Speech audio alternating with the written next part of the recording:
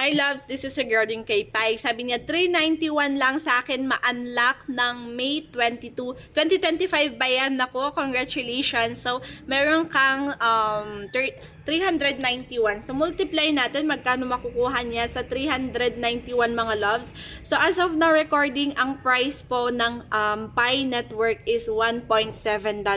So, $1.7 natin, times natin sa 57 pesos, 96.9 pesos ang isang Pi.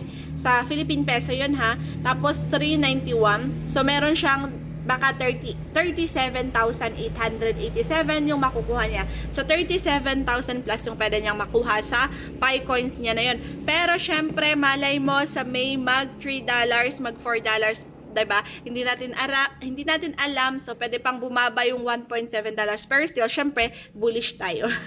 So sana tumaas siya para mas malaki yung makuha mo, kasi ako din is maa-unlock din yung Pi coins ko sa May 21 nga lang sa akin, 2025. So ayan, good luck sa atin. Magkano kayo makukuha natin? But anyway, depende kung anong gagawin ko sa Pi coins ko, baka i-hold ko siya or hindi ko sure.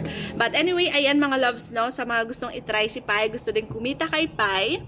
Ayan, so ito yung sinasabi ko mga love. So ito is i-click-click lang natin yan araw-araw, every 24 hours para mag-green siya, para mag-start siyang mag-mine ng Pi coins. Mag-minus lang tayo. So data lang po yung kailangan natin, wala pong puhunan ito mga loves ha.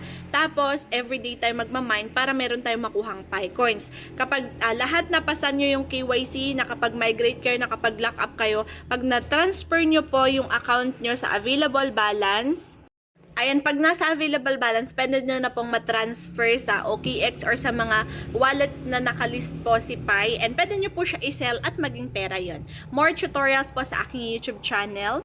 Ayan dito mga loves. Ayan, pwede kayong pumunta dito sa profile ko. Tapos pipindutin nyo yan, madadirect kayo sa channel ko. Tapos manood kayo mga videos ko. Meron din tayong GC sa description box ng videos ko. Sali po kayo for more guidance and tutorials. Ayan, huwag nyo kalimutang ilagay yung code ko na GNAT2016. So, yan.